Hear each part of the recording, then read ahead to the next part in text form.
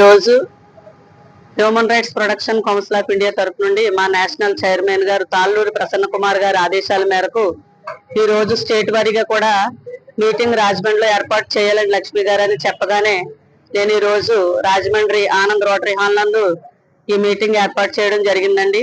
అయితే మా national chairman గారు మాకు ఒక మాట చెప్తారండి. Human rights protection council of India అంటే చాలా పెద్ద సంస్థ. ఇందులో ఎటువంటి ఫ్రాడ్ చేయడం కానీ తప్పు చేయడం కానీ చేస్తే ఆ సంస్థ నుంచి తొలగించి మళ్ళీ వారు ఎక్కడ కూడా ఎటువంటి దాంట్లో వెళ్లకుండా మేము రెడ్ మార్క్ పెడతాము. నీతి నిజాయితీగా పనిచేయాలి, ఎక్కడ ఎటువంటి తప్పు జరగకూడదు, మీరు ఎక్కడికి వెళ్ళిన ఎటువంటి లంచాల రూపంలో తీసుకోకూడదు అని మాకు ఈ స్టార్టింగ్ లోనే జాయిన్ అయినప్పుడు నాకు చెప్పడం జరిగిందండి సారు. అప్పటి నుండి కూడా నేను పొలిటికల్ గా ఒక లీడర్ గా ఉన్నా, నేను చేస్తున్న సేవా దృక్పథాన్ని దృష్టిలో పెట్టుకొని సారు నన్ను ఈ human rights protection council of ఇండియాకి తీసుకోవడం జరిగిందండి.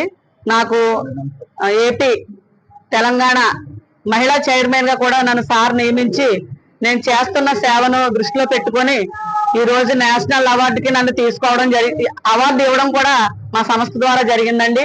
ప్రత్యేకంగా మా నేషనల్ చైర్మన్ ప్రసన్న కుమార్ గారికి నా హృదయపూర్వక కృతజ్ఞతలు ధన్యవాదాలు తెలియజేసుకుంటున్నాను. ఎందుకంటే ఆయన ఒక మాట చెప్తారండి నాకు ఎప్పుడును, లక్ష్మి గారు ధైర్యంతో ముందుకు వెళ్ళండి, మీరు భయపడి వెనకడుగేశారంటే మీ భయమే మీకు ప్రమాదం, భయపడొద్దు, ధైర్యంతో ముందుకెళ్ళండి, ఎక్కడ అన్యాయం జరిగినా ప్రశ్నించండి, హక్కు మీకు ఉంది, మహిళల పక్షంగా మీరు నిలబడి అన్యాయాన్ని ఖండించి న్యాయం జరిగేలా ప్రతి డిపార్ట్మెంట్ లో కూడా మీకు ఆ హక్కు ఉంది, అథారిటీ ఉంది, ఆ అవకాశం మీకు కల్పిస్తున్నామని చెప్పారండి.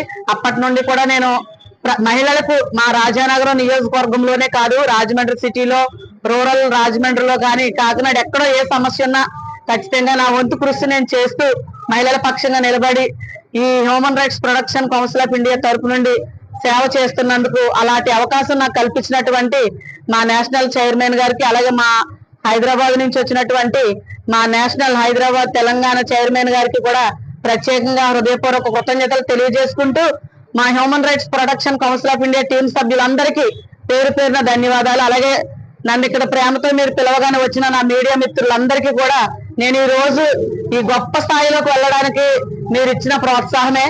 మీ మీడియా మిత్రులు లేకపోతే ఎవరు రాజకీయ నాయకులు కూడా లేరు, మేము కూడా లేమండి. ఈ రోజు నేను ఈ స్థాయిలో వెళ్ళడానికి, రాష్ట్ర స్థాయిలోకి వెళ్ళడానికి కూడా మా మీడియా మిత్రులని నేను తెలియజేసుకుంటూ, నాకు మీ ప్రోత్సాహం నాకు ఉన్నది కనుకనే ఈ స్థాయికి వెళ్ళానని నా మీడియా మిత్రులందరికీ పేరు పేరున హృదయపూర్వక కృతజ్ఞతలు తెలియజేసుకుంటున్నాను.